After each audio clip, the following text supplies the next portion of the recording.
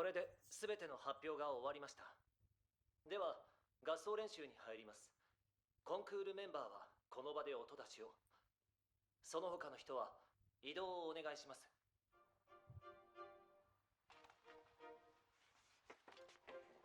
久美子ちゃん、席このままでいいからね。変わらなくていいから。クロエ先輩はソリストが変更になっても指揮者側に座るのは久美子先輩のままでいいとおっしゃっているんです。いや、ちゃんと変わろうよ。でも前にも言ったでしょ、北氏は実力順だって。哦，还在强撑。このでちょ。大丈夫ですよ。また練習後にでもお話しさせてください。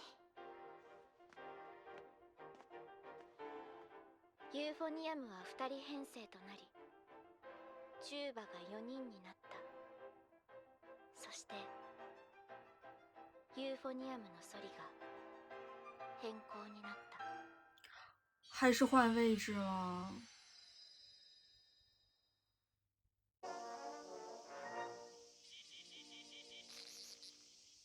クラリネット、オーボエ、フルート、最初のトリルの音を切るタイミング合わせてください。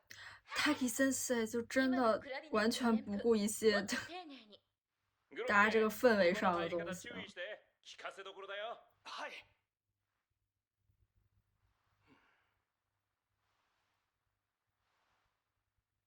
タキ君、少し話してもいいかな。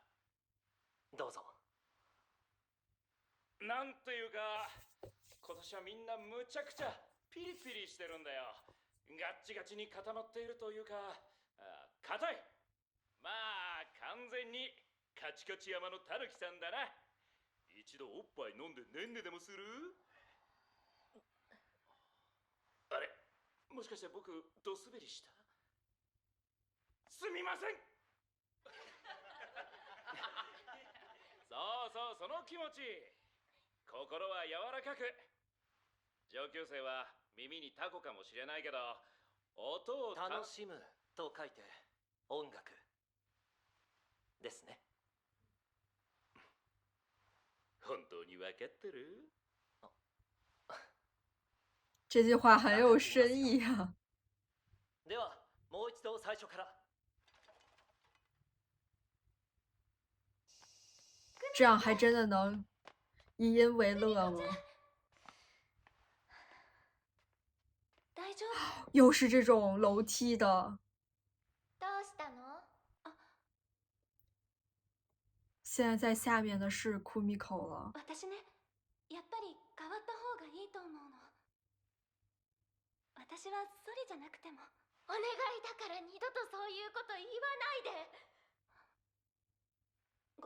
ごめん。謝らなくていいよ。真的吗？还是不在意吗？部屋戻るんだよね。一緒に行ってもいい？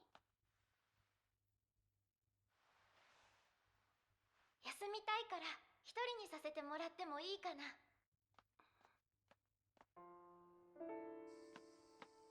この怒りにも似た感情は何に向けられたものなのか。自分に向けてなのか、まゆちゃんに向けてなのか、それとも別の何かに向けてなのか。久美子先輩、かなでちゃん、そんなに早く歩くと危ないですよ。だから言ったでしょ、恐ろしい方だって。別に怖いとは思ってないよ。まゆちゃんが何かしたってわけじゃないし。而且Mayu他是真的可以无所谓这个多重奏的。はい。残念だったね、コンクールメンバー。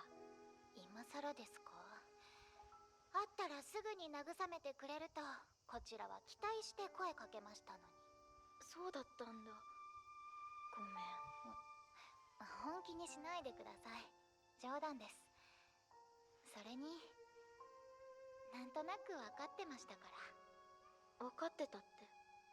久美子先輩とクロエ先輩で哦，小奏。その分後藤先輩が抜けて不安のあるチューバに人数を割く編成のバランスですよ。一人増やそうと思えばどこかは減らさないといけないですから。そこまで納得しているなら慰めなくてもいいか。それはしてほしかったです。落ちた事実は事実としてあるわけですから。めんどくさ。声に出て。好可爱，他们俩。不愧是库米口呢。悪いのは滝先生ですよ。だったら不大会からチューバを4人にしておけばよかったんです。Taki 先生在这件事儿上确实有一些不妥的地方，我感觉。本当にそう思います？え？私、今年の滝先生はなんか判断基準がブレている。我觉得就是乐团的这种气氛和气势还是要有一些考虑的。对，尤其在他俩的实力都没有什么太大区别的情况下。今回変えたのは基準が変わったってことなんじゃないですか。私は単純にまゆちゃんの方がうまいからって思ったけど。本当にそう思われますか？不大会から今までで明確な差が生まれたと。这要产生间隙了。先輩たちは滝先生が決めたことならって盲信されているようです。丽奈是最相信 Taki 先生，虽然也不算盲目吧，但是。ならいいですが。いいの？はい。愚痴みたいなものですから。じゃあ行くよ。せーの。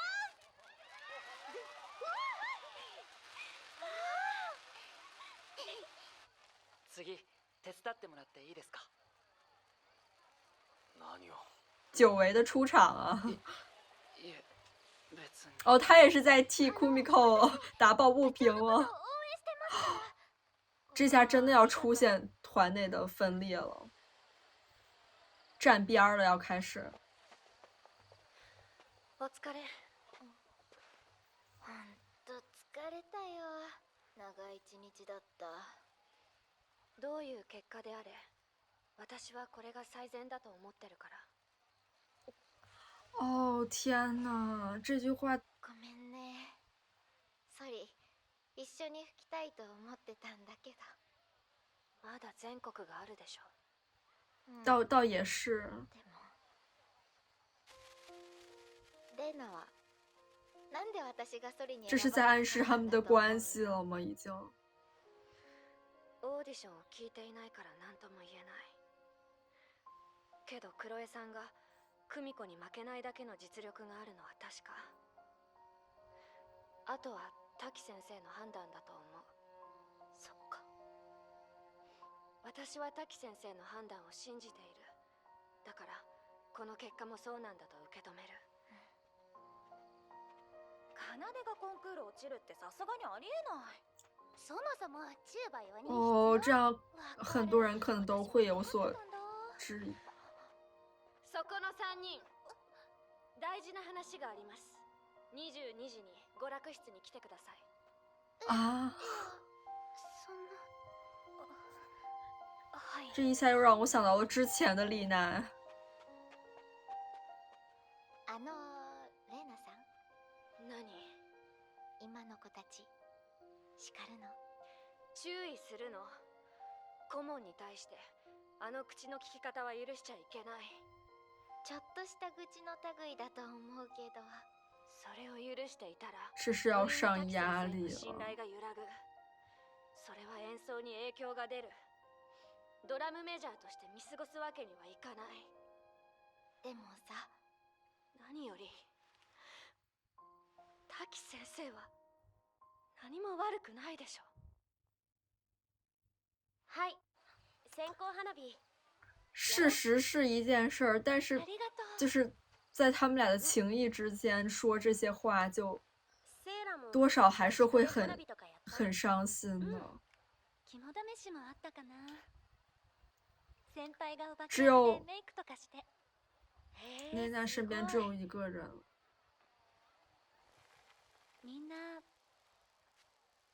怒ってるよね。私がソリになって。怒ってはいないと思うよ。久美子ちゃん部長だから押す声は多いかもしれないけど。だよね。けどいつも聞いていて思ってたんだ。まゆちゃんが選ばれてもおかしくないって。そうなの？だからほっとした。滝先生、部長とか幹部とか関係なくちゃんと聞いて選んでるんだって。ここからここから。あ、来た来た。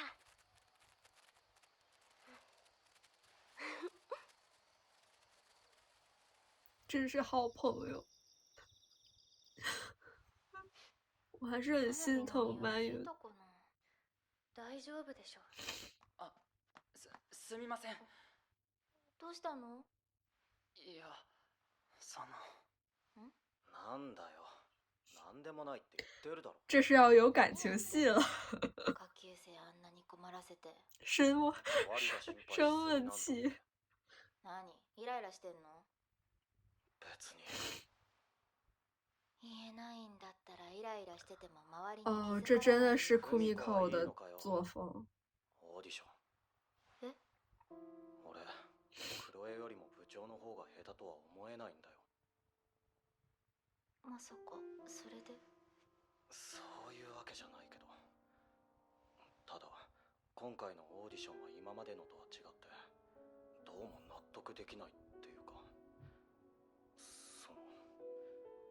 結果は結果なんだけどさ、なんていうか、急に変わるっていうのも、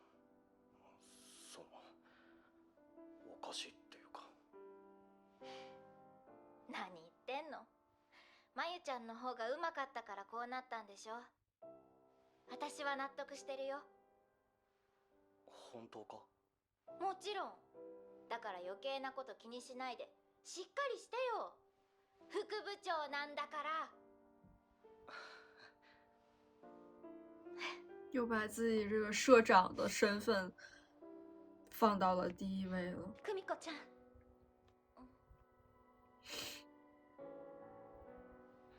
やっぱり選ばれた以上、関西大会ではしっかり吹いてほしい。北宇治が全国金を取るために部員として全力で頑張ってほしい。私が言いたいことはそれだけ。うん、分かった。他们本身也都可以变成好朋友的。3日間の合宿は禍根を残したまま終わった。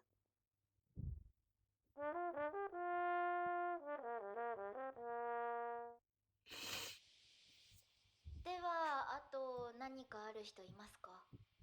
はい。この前のオーディションでコンクールメンバーから落ちた子、結構落ち込んじゃってて。ああ、だよね。次があるって励ましたいところなんだけど。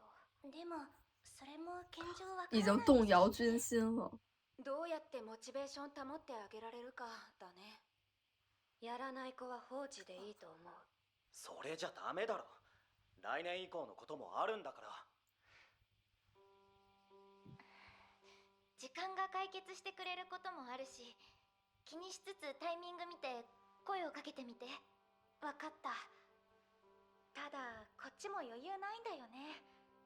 仮に全国行ったとしてもオーディションかってなると、去年に比べると部の大家都可能被随时剃掉了，这样就觉得。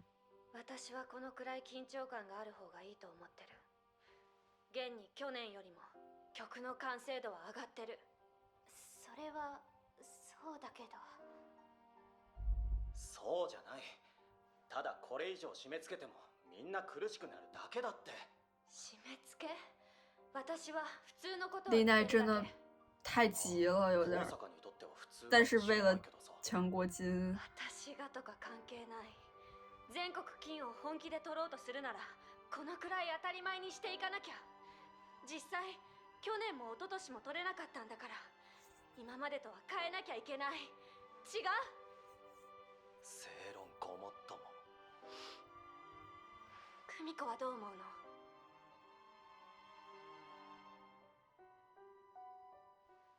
レナの言う通りだと思うよ。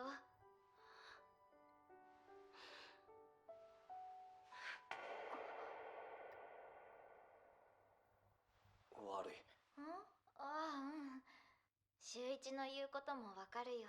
いや、合宿でのこと、大人げなかった。说出这句话就已经很成熟了，我觉得。そっか。風が生ぬるい。まだまだ暑いですよね。哦，他们俩都站得这么远あ。橋本ちゃんいなくなって練習さらにピリピリしてるよね。終わるとどっと疲れが出るっていうか。まあ関西大会も近いし。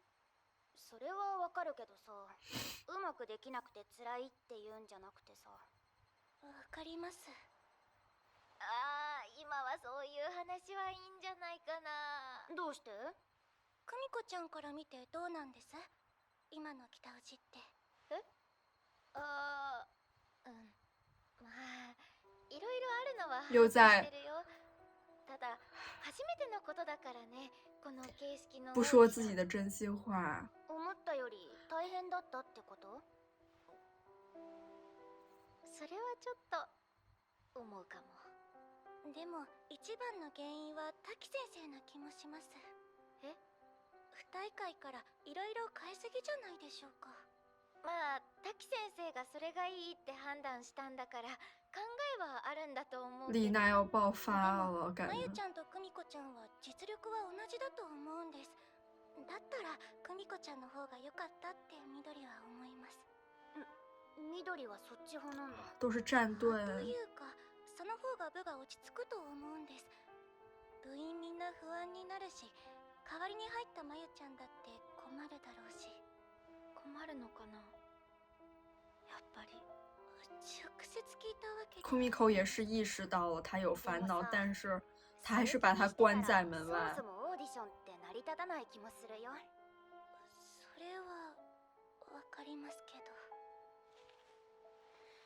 少なくとも私はシンプルに実力で選ばれていると思ってた。だから去年も納得したし、今年目指して頑張れた。他确实努力了很久了，为了这位置。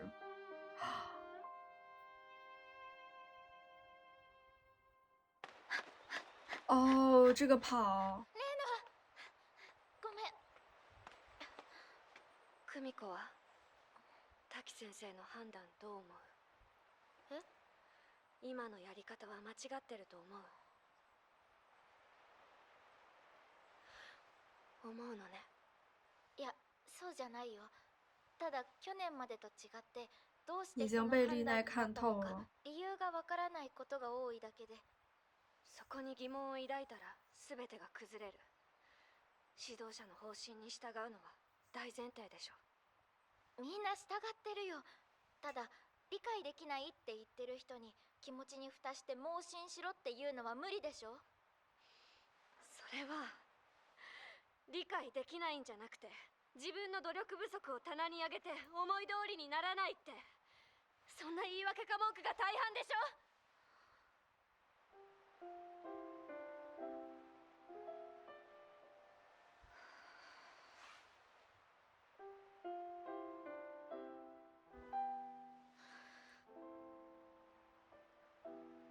私はそうは思わない。これだけ部員から疑問の声が出ているものを部長として無視はできないよ。少なくとも今回の件に関しては滝先生を全面的に信じていると言ったら嘘になる。哦，这个镜头，他们已经。うん。だったら部長失格ね。我不要这么样对库米口。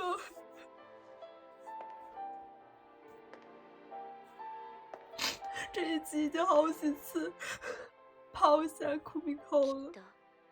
明日から一緒に学校に行くことも話すことも当分ないのだ。库米口一直都很在意这个そう的。思いながらさよならではないだけマシか。私はどこか人事のように思ってい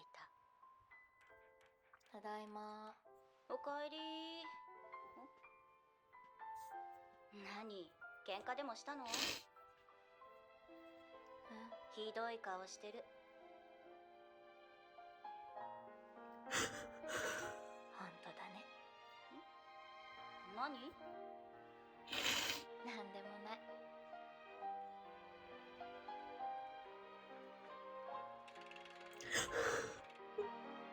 哦，真的分开上去了。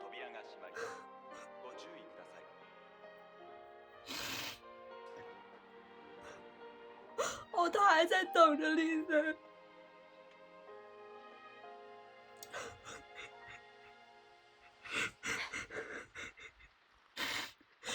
Taki 先生感觉置身事外，完全。大前さんが一番乗りです。今日は高坂さんは一緒じゃないんですね。他是啥都不知道。そうですか。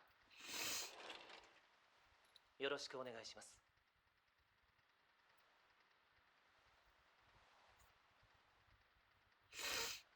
先生。何ですか？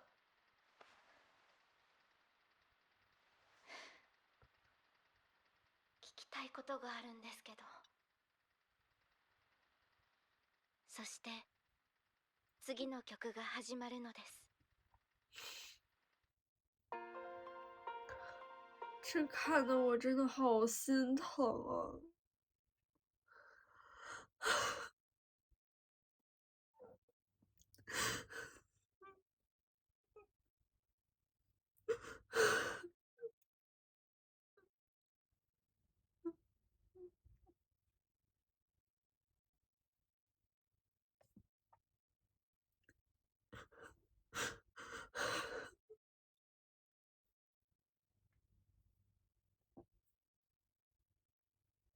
当一个社团的团长或者是指导老师，他肯定不能只是一方面的在于这个技术上面的问题去进行解决和协调。一个部长这样的位置，他一定是有责任对于协调一些部内的这个人际关系啊，还有整体士气的。Kumiko 从这一季当上部长之后，一直都是非常繁忙的一个状态，也要忙着去梳理大家不同部员他们的心事儿，周转在各个声部还有老师之间，同时他要去训练自己的技术。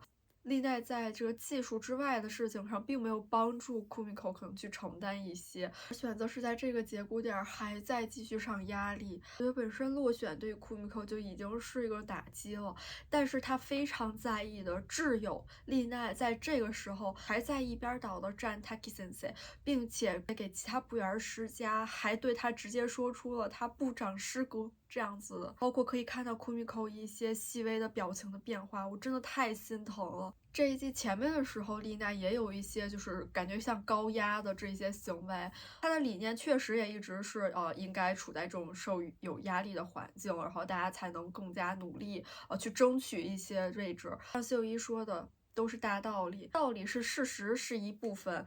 但是他真的能很客观的去对待 Taki Sensei 他所有的判断吗？我觉得可能不太能很客观，而且他确实也非常的急于这个全国金，而他本身也是希望能跟 Kumiko 多重奏的，但是他非但没有去安慰他的好朋友，还因为 Kumiko 他对 Taki Sensei 也有一些小意见，而直接这样子跟他切断关系一般的这个行为，真的很难说他没有错。Kumiko 他从第一季开始，他对于丽奈跟他的这个关系，我觉得他都是非常非常重视的，而且也基于他性格所致。其实很多时候他都是比较谦让着丽奈的，迎合着他的。也正是因为 Kumiko 的一些谦让，才能让他跟丽奈的关系更加的融洽。过第一年的时候，丽奈不是跟香织学姐也有一个1v1的这么一个选拔，当时九美子也是完全站在丽奈这一边的。我觉得都不说什么公开站队之类的了，我觉得好歹也应该有一个鼓励或者是安慰吧。真的不敢想 Kumiko 他该怎么承受这一集听到的丽奈对他的这些斥责，他也一下就是想到了这下他们没法一起再上学之类的了。真的就是有一种好像曾经为他们二人这些关系所做的努力力完全都白费的感觉。虽然并不说是很功利的白费，自己所有这些被奉献的真心都没有被好好的对待。我自认还是比较了解 INFJ 的，我觉得Kumiko在面对这种事情下，很多事儿真的会成为一个大坎儿。这段时间过去了很久，这种情绪也都早就被消化好了，但是这件事儿，我觉得就是永远会隔阂在Kumiko和丽奈之间了。对于他来说，就算他还能跟丽奈恢复一些关系，这件事儿会永远在Kumiko心里扎根，而且会产生一种强烈的原来我们不是同一路人的那种感觉。就我们真的会很在乎身边我们最在意的人有没有同样也很在意我们，且在很多事情上他到底有没有站在我们这一边，都不用说是什么口头的或者行为上真正的一些很明示的表达，但是至少得让我们心里知道，到底你有没有在心理上、精神上站在我们这里。Taki Sensei 在这方面跟丽奈又有点相似的地方，就他们都是一心急切于争金。真由和 Kumiko 他们两个实力真的完全不相上下的情况下， Taki Sensei 真的就是完全不顾及这个团的整体士气什么的，选择了麻羽。事后也感觉他完全没有反思到、意识到。桥本老师，我觉得他对 Taki Sensei 说的音乐的意义也有点像在点醒 Taki Sensei， 但是看到他惊讶的眼神，我就发现他真的没有意识到自己所做对于这个乐团的影响。Taki Sensei 和丽奈他们都有点过于的一意孤行了，但是乐团还有在学校社团活动这种事情，它本身就是一个非常八面玲珑的事情，它是一个非常复杂的人际关系，不可能这些一切都丢给 Kumiko 一个人去解决。然后呢，在 Kumiko 费心尽力的解决这一切之后，还要落选，还要被好友指责，小奏也真的非常可惜。虽然能看出来他应该也预料到了结果，但是他下意识的还是会去心疼 Kumiko。 我也很心疼 Mayu， 看到大家这种议论纷纷，还有一些公开站队的一些行为，不敢想象 Mayu 会有多受伤吧。本身来到这个学校就是想要交一些朋友，没有那么在意这个 Soli， 就像他对 Kumiko 一直表态那样。 Kumiko 也不能说完全没有发现，这可能也会带给Mayu一些烦恼。这个时候他可能也已经无暇顾及了吧。在便利店门口的时候，就是看到他们就是很昔日的那些日常，但是在那一刻，就是很多关系都已经发生变化了，我就是还是非常心疼的。其实丽奈她完全就是站得跟 Kumiko 远远的，然后还一声不吭的就走了，真的很怀念他们昔日曾经在这个便利店门口发生的一些很日常的小事情。